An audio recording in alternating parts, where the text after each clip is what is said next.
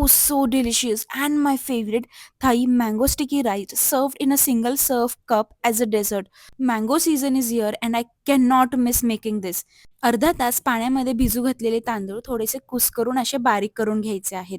मी वापरला आहे इंद्रायणी राईस कारण की त्याला वासही छान असतो आणि चिकटपणाही असतो same like mango sticky rice. आता एका सॉसपॅनमध्ये नारळाचं दूध, पाणी, भिजवलेले तांदूळ हे सगळं घालून मिक्स करून शिजवून घ्यायचं आहे. कन्सिस्टन्सी अशी ठेवायची आहे थंड झाल्यानंतरून हे घट्ट होणार आहे. यामध्ये आता साखर घालायची. मी वापरलेलं आहे 0 कॅलरी स्वीटनर आणि थोडंसं व्हॅनिला एसेन्स घालून मिक्स करून बाजूला ठेवायचं आहे थंड होईपर्यंत.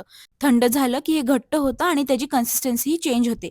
आता मिक्सरच्या भांड्यामध्ये मँगो पल्प, नारळाची मलई, थोडंसं नारळाचं दूध, 0 कॅलरी स्वीटनर किंवा साखर घालून छान घट्ट बारीक वाटून घ्यायचं आहे.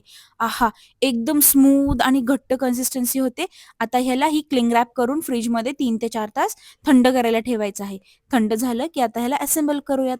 एका कपमध्ये घालायचा आहे आपला शिजवलेला भात म्हणजेच स्टिकी राईस, त्यावरती मँगो पल्प आणि ह्याचे असे 3 ते 4 लेयर्स तयार करायचे आहेत. शिजवलेला स्टिकी राईसही आपल्याला फ्रिजमध्ये थंड करायला ठेवायचा आहे 3 ते 4 तास.